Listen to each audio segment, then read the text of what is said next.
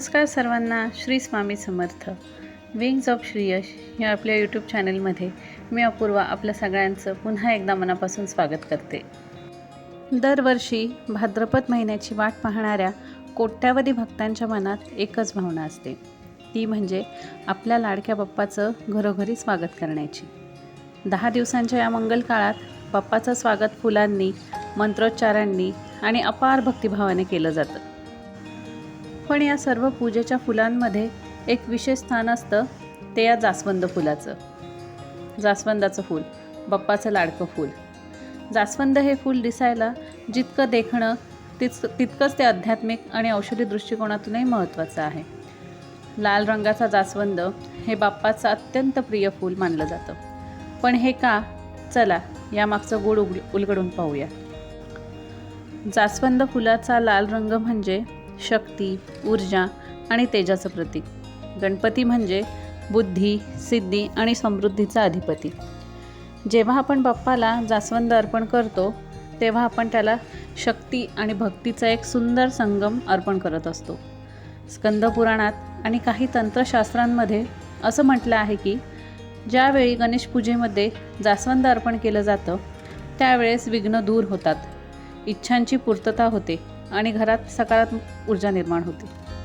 आध्यात्मिक उपयोगांसोबतच जास्वंद फुलाचे इतर देखील फायदे आहेत. फक्त धार्मिकदृष्ट्या नाही तर आयुर्वेदातसुद्धा जास्वंदाचं प्रचंड महत्त्व आहे. जास्वंद हे फूल केसांसाठी अत्यंत उपयुक्त आहे. तेलात घालून वापरल्यास केसांची गळती थांबते. त्याचबरोबर त्वचेसाठी देखील हे फूल गुणकारी आहे. अँटीऑक्सिडंट्स यात भरपूर प्रमाणात असतात, त्यामुळे त्वचेच्या विकारांवर याचा नक्कीच उपयोग होतो. ताप, मधुमेह, रक्तदाब यांवरही जास्वंदाचं फूल फायदेशीर आहे.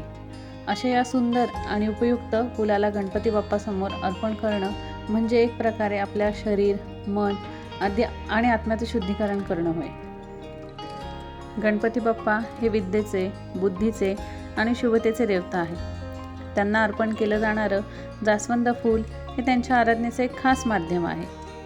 हे फूल केवळ पूजा नाही तर आपल्या निसर्गाशी असलेल्या नात्याचं प्रतीक आहे. जास्वंदाचं फुलाचं सौंदर्य आणि त्यामागचं आध्यात्मिक महत्त्व आज आपण जाणून घेतलं. गणपती बाप्पाच्या पूजेमध्ये जास्वंदाचं स्थान केवळ एक फूल म्हणून नाही तर भक्तीचा एक पवित्र अर्पण म्हणून पाहिलं जातं. आपल्या श्रद्धेतून, आपल्या भक्तिभावातून जेव्हा आपण हे फूल बाप्पाच्या चरणी अर्पण करतो तेव्हा केवळ पूजेची परिपूर्णता मिळते असं नाही, तर आपल्या मनालाही एक अनोखी शांती लाभते. चला तर मग आपण सर्वजण आपल्या पूजेमध्ये जास्वंदाला एक खास स्थान देऊया आणि गणरायाच्या कृपा आशीर्वादाने आपल्या जीवनात सुख, शांती आणि समृद्धी नांदो. हीच गणपती बाप्पा चरणी प्रार्थना.